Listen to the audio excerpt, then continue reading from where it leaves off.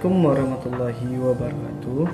Perkenalkan, nama saya Muhammad Juan Al-Rasid sebagai moderator dari kelompok 3. Pertama-tama kami ucapkan terima kasih kepada dosen pengampu apoteker Mira Febriana MSc telah memberikan kesempatan bagi kami untuk mempresentasikan hasil dari diskusi kelompok kami yang berjudul obat-obat terkait sistem kardiovaskular 2. Dengan anggota kelompok ada Aulia Novera Ilmah, Indriani Pasaribu, Khaisa Diandra Elvina Utari, Muhammad Juan Ar-Rasid, Nani Lasari, Divini Amelia, Eli Septia Yendra, dan Jahara Muslimah. Berikut adalah klasifikasi obat-obat kardiovaskular 2. Yang pertama ada obat diuretik. Diuretik sendiri adalah obat yang berfungsi untuk mengurangi atau membuang kelebihan garam dan air dalam tubuh melalui urin dengan cara meningkatkan produksi urin dan menghambat reabsorpsi air serta elektrolit pada ginjal. Obat ini biasanya digunakan untuk mengatasi tekanan darah tinggi, hipertermia, gagal jantung, edema, asitis, sirotis hati, dan glukoma. Baiklah, untuk materi selanjutnya akan disampaikan oleh moderator selanjutnya. Baiklah, saya akan menjelaskan materi berikutnya, yaitu golongan obat diuretik. Yang pertama ada diuretik tiazid. Untuk indikasinya dapat digunakan untuk hipertensi esensial, edema ringan, batu ginjal, diabetes insipidus nefrogenik. Untuk kontraindikasinya hipokalemia berat, gagal ginjal berat, dan alergi sulfa. Contoh obatnya yaitu hidroklorotiazid dan indapamid serta metolazon. Untuk mekanisme kerjanya, diuretik tiazid menghambat kontraseptor natrium klorid Na+ atau Cl- di tubulus distal ginjal sehingga mengurangi reabsorpsi natrium dan klorida. Akibatnya natrium dan air diekskresikan lebih banyak melalui urin, menurunkan volume plasma dan resistensi vaskular perifer sehingga menurunkan tekanan darah. Sehingga akibatnya efeknya itu lebih lambat dan lemah dibandingkan diuretik loop, efektif untuk hipertensi dengan fungsi ginjal normal. Selanjutnya ada diuretik loop. Untuk indikasinya dapat digunakan untuk gagal jantung, edema akibat sirosis atau nefrotik, hipertensi khususnya dengan gangguan fungsi ginjal, dan hiperkalsemia akut. Untuk kontraindikasinya alergi terhadap sulfonamid, anuria tanpa respons terhadap diuretik, gangguan elektrolit berat yang tidak dikoreksi. Contoh obatnya ada furosemid, ada bumetadin, torsemid, dan mekanisme kerjanya diuretik loop bekerja dengan segmen ascendent Henle bagian tebal dengan menghambat kontrareseptor Na+, K+, 2Cl-. Hal ini mencegah reabsorpsi natrium, klorida, dan kalium, menyebabkan natriuresis dan diuresis. Cocok digunakan pada kondisi kelebihan volume cairan atau hipervolemia seperti gagal jantung kongestif, sirosis hati, dan penyakit ginjal kronik. Yang terakhir dari golongan obat diuretik ada diuretik hemat kalium atau potassium sparing diuretics. Untuk indikasinya dapat digunakan untuk hipertensi resistensi atau kombinasi, hiperaldosteronisme primer atau sekunder, edema karena sirosis, sindrom ovarium polikistik, gagal jantung. Kontraindikasinya untuk hiperkalemia, gagal ginjal berat, terapi dengan ACE inhibitor atau ARB. Contoh obatnya ada spironolactone, eplerenone, dan amyloid. Mekanisme kerjanya adalah terdiri dari dua subkelas. Yang pertama ada antagonis yaitu aldosteron. Contoh obatnya ada spironolactone, eplerenone, menghambat kerja aldosteron di tubulus distal, mencegah retensi Na+ dan ekskresi Ka+. Yang kedua ada penyumbatan kanal natrium epitelial atau contoh obatnya ada amyloid, triamteren dengan cara menghambat reabsorpsi natrium langsung di tubulus pengumpul. Golongan obat diuretik selanjutnya yaitu diuretik inhibitor anhidrase karbonat. Indikasinya yaitu glaukoma, alkalosis metabolik, dan epilepsi atau adjuvan. Untuk kontraindikasinya sendiri yaitu gangguan hati atau ginjal berat dan alergi sulfonamid. Untuk contoh obatnya yaitu acetazolamid atau dengan mereknya Diamox. Mekanisme kerja dari obat golongan ini yaitu dengan menghambat enzim anhidrase karbonat di tubulus proksimal dan menurunkan reabsorpsi bikarbonat dan natrium dan digunakan dalam glaukoma dan alkalosis metabolik. Selanjutnya yaitu ada obat hipolipidemik. Obat ini juga dikenal sebagai obat penurun kolesterol atau obat antihiperlipidemik, yaitu adalah kelompok obat yang digunakan untuk menurunkan kadar lipid atau lemak di dalam darah, seperti kolesterol total, low density lipoprotein atau LDL atau dikenal juga sebagai kolesterol jahat, dan trigliserida, serta dapat meningkatkan kadar high density lipoprotein yaitu HDL atau yang dikenal juga sebagai kolesterol baik. Untuk penggolongan obat hipolipidemik, yang pertama yaitu ada statin atau inhibitor HMG-CoA reduktase. Untuk indikasinya yaitu hiperkolesterolemia primer, dislipidemia campuran, pencegahan primer dan sekunder penyakit kardiovaskular seperti aterosklerosis dan infark miokard.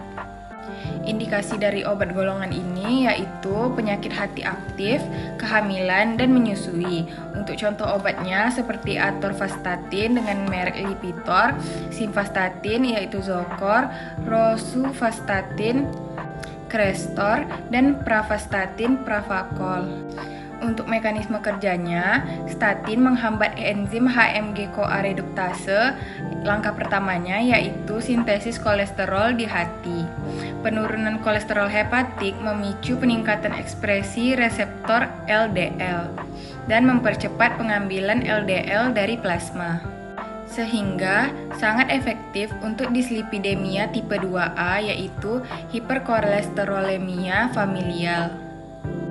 Baiklah, saya akan melanjutkan pemaparan materi mengenai penggolongan obat hipolipidemik golongan fibrat. Untuk indikasinya, hipertrigliseridemia, dislipidemia dengan HDL rendah, dan dislipidemia campuran. Kemudian, untuk kontraindikasinya, gangguan hati atau ginjal berat, penyakit kandung empedu, kehamilan. Contoh obatnya ada fenofibrat dan gemfibrozil. Untuk mekanisme kerja, fibrat mengaktifkan PPAR alfa, meningkatkan oksidasi asam lemak dan ekspresi lipoprotein lipase, menurunkan trigliserida dan meningkatkan HDL, cocok untuk dislipidemia tipe 3 dan 4 atau hipertrigliseridemia. Untuk selanjutnya, golongan resin pemukar ion atau bile acid sequestrants. Indikasinya hiperkolesterolemia primer, digunakan jika intoleransi terhadap statin. Untuk kontraindikasinya, obstruksi biliar, hipertrigliseridemia berat. Contoh obatnya ada kolestiramin dan kolesevelam. Untuk mekanisme kerjanya mengikat asam empedu di usus, mencegah reabsorpsi dan meningkatkan ekskresi. Hati mengkompensasi dengan mengubah lebih banyak kolesterol menjadi asam empedu, menurunkan LDL, efektif pada dislipidemia tipe 2A. Selanjutnya, golongan inhibitor absorpsi kolesterol atau ezetimibe. Indikasinya hiperkolesterolemia primer, dislipidemia familial homozygous. Untuk kontraindikasinya gangguan hati berat pada kombinasi dan kehamilan. Contoh obatnya ada ezetimibe. Mekanisme kerja menghambat transporter NPC1L1 di usus halus, menurunkan absorpsi kolesterol, digunakan sebagai terapi tambahan statin atau monoterapi jika intoleran statin. Baiklah, sekian pemaparan materi dari saya. Selanjutnya saya serahkan ke pemateri berikutnya. Selanjutnya ada obat sistem koagulasi darah, yaitu ada antikoagulan, antiplatelet, dan fibrinolitik. Sistem koagulasi darah adalah proses kompleks yang berfungsi menghentikan pendarahan melalui pembentukan bekuan darah atau yang disebut dengan trombos di lokasi cedera pembuluh darah.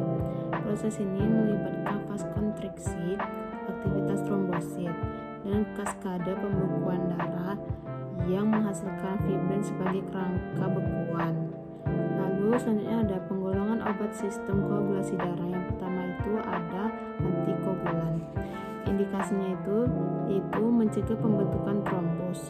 Lalu kontraindikasi dan contoh obatnya itu pendarahan aktif, riwayat pendarahan berat. Contoh obatnya ada warfarin.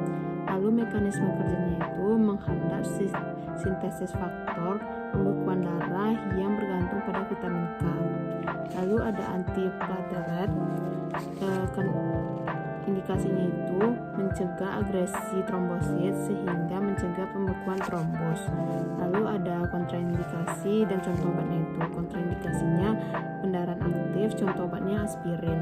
Lalu mekanisme kerjanya itu menghambat enzim COX1 trombosit sehingga mencegah pembentukan tromboksan. Selanjutnya saya serahkan ke pemateri berikutnya.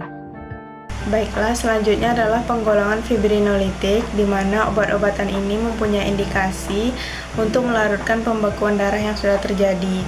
Kemudian kontraindikasinya adalah riwayat stroke hemoragik, dan contoh obatnya ada alteplase dan tenecteplase. Kemudian mekanisme kerja dari obat-obat fibrinolitik ini adalah mengaktifasi plasminogen menjadi plasmin yang melarutkan fibrin pada trombus. Kondisi ini sangat penting dalam keadaan akut yang mengancam jiwa akibat okulasi total oleh bekuan darah. Selanjutnya adalah obat untuk shock dan hipotensi. Nah, shock itu sendiri adalah kondisi medis darurat yang terjadi ketika organ tubuh tidak mendapatkan cukup pasokan darah dan oksigen. Hipotensi sendiri adalah kondisi ketika tekanan darah seseorang berada di bawah batas normal, yaitu kurang dari 90/60 mmHg. Selanjutnya adalah penggolongan obat untuk shock dan hipotensi. Penggolongan yang pertama itu ada vasopresor. Obat-obatan vasopresor ini mempunyai indikasi yaitu shock septik, hipotensi refraktor terhadap cairan. Kemudian kontraindikasi dari obat ini adalah hipovolemia tanpa resusitasi cairan adekuat. Selanjutnya contoh obat dari golongan vasopresor ini yaitu levoped. Untuk mekanisme kerjanya yaitu agonis reseptor alfa 1 dan beta 1. Untuk alfa 1, vasokonstriksi arteriol, dan beta 1, peningkatan kontraktilitas jantung. Sangat efektif pada shock septik di mana terjadi vasodilatasi sistemik. Baik, saya akan melanjutkan pembahasan berikutnya. Penggolongan obat untuk shock dan hipotensi. Golongan berikutnya itu ada inotropik dengan indikasi shock kardiogenik dan gagal jantung dekompensata. Shock kardiogenik ini itu terjadi ketika jantung gagal memompa darah secara efektif sehingga menyebabkan tekanan darah turun drastis. Sedangkan gagal jantung dekompensata ini adalah kondisi gagal jantung yang memburuk, ditandai dengan gejala seperti sesak napas, bengkak, dan aliran darah yang memburuk. Secara keseluruhan, golongan obat inotropik ini itu dapat meningkatkan kekuatan kontraksi jantung sehingga aliran darah dan tekanan darah dapat membaik pada kedua kondisi tersebut. Kontraindikasinya itu ada obstruksi keluar vertikal kiri, misalnya stenosis aorta berat. Contoh obat golongan ini yaitu Dobutrex. Sedangkan mekanisme kerja dari inotropik ini adalah agonis beta 1 selektif meningkatkan kontraktilitas jantung dan curah jantung yang sangat bermanfaat pada shock kardiogenik dengan perfusi perifer buruk. Golongan berikutnya itu ada kortikosteroid dengan indikasi untuk shock septic refractor, yang mana maksudnya adalah tekanan darah tetap rendah meskipun sudah diberi cairan atau obat vasopresor. Dalam hal ini kortikosteroid digunakan sebagai adjuvan untuk membantu menaikkan tekanan darah dan mengatasi resistensi terhadap vasopresor. Indikasi berikutnya untuk insufisiensi adrenal akut, yang artinya tubuh kekurangan hormon kortisol yang sangat penting untuk mempertahankan tekanan darah dan fungsi tubuh lainnya. Kortikosteroid ini diberikan sebagai pengganti hormon kortisol yang tidak cukup diproduksi oleh kelenjar adrenal. Kontraindikasi dari obat golongan ini yaitu infeksi sistemik tanpa terapi antimikroba dan hipersensitivitas. Contoh obatnya ada Solucortef. Mekanisme kerjanya yaitu memperbaiki respon vaskular terhadap ketokolamin yang mengatasi infusiensi adrenal relatif pada shock septik. Selanjutnya, obat gangguan sirkulasi darah. Obat gangguan sirkulasi darah ini adalah Obat-obatan yang digunakan untuk memperbaiki atau melancarkan aliran darah dalam sistem peredaran darah, sehingga dapat mencegah atau mengatasi kondisi akibat sumbatan, penggumpalan, atau penyempitan pembuluh darah. Obat ini berfungsi untuk mengencerkan darah, menghambat agresi trombosit, atau melarutkan bekuan darah agar aliran darah tetap lancar dan organ tubuh mendapatkan pasukan oksigen dan nutrisi yang cukup. Sekian dari saya, terima kasih. Baik, selanjutnya itu ada obat gangguan sirkulasi darah, di mana obat gangguan sirkulasi darah ini terbagi menjadi 2 golongan utama. Yang pertama itu ada antiplatelet, dan yang kedua itu ada antikoagulan, di mana antiplatelet ini bekerja dengan cara mencegah trombosit atau platelet itu saling menempel, sehingga menurunkan risiko terbentuknya gumpalan darah atau trombus. Contoh obatnya itu ada aspirin, di mana aspirin ini bekerja dengan cara menghambat enzim COX1 yang mengurangi produksi tromboksan A2 yang memicu agregasi trombosit. Lalu ada clopidogrel, di mana bekerja dengan cara antagonis reseptor P2Y12 pada trombosit yang menghambat aktivitas trombosit.